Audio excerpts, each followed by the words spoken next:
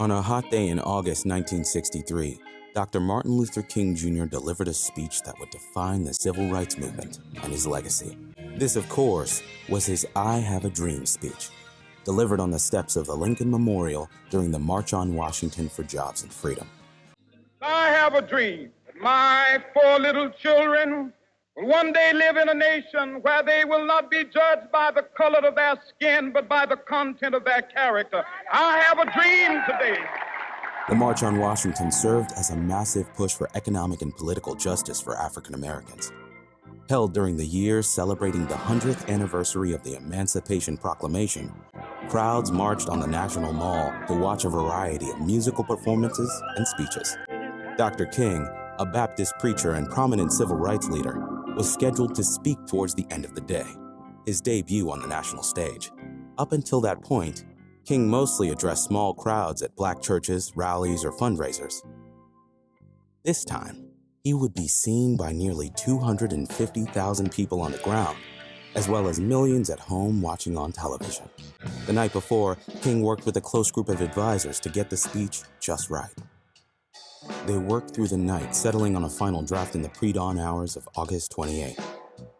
Interestingly, the phrase, "I have a dream," a phrase he used in earlier speeches, was nowhere to be found in this copy. The words wouldn't manifest until almost halfway into Dr. King's speech, when gospel singer Mahalia Jackson, who had performed earlier in the day, called out to him from the sidelines to tell them about the dream. King set his prepared remarks aside and improvised the rest, crafting a soaring speech that would sear into the minds of millions of Americans. No, we are not satisfied, and we will not be satisfied until justice rolls down like waters and righteousness like a mighty stream. The speech was divided into 2 parts. The first listed the injustices that African Americans faced: segregation, police brutality, disenfranchisement, and discrimination, and urged a call to nonviolent action.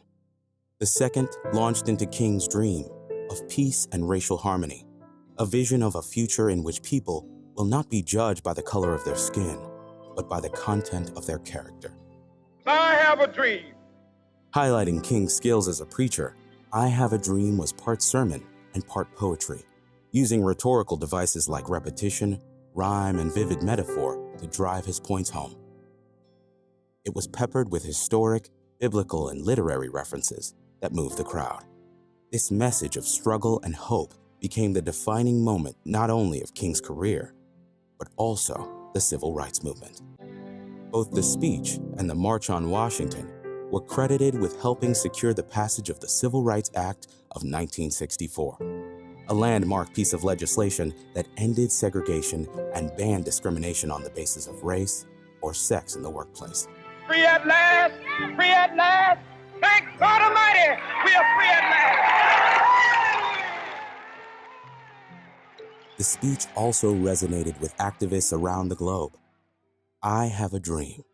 The phrase that wasn't even meant to be in his final draft appeared in political actions all around the world. It's considered one of the world's most transformative and influential speeches, alongside others like Abraham Lincoln's Gettysburg Address and Winston Churchill's Blood, Toil, Tears, and Sweat. I Have a Dream is only one of Dr. Martin Luther King Jr.'s many achievements, but it's nonetheless one of the most pivotal. I am happy to join with you today in what will go down in history as the greatest demonstration for freedom in the history of our nation.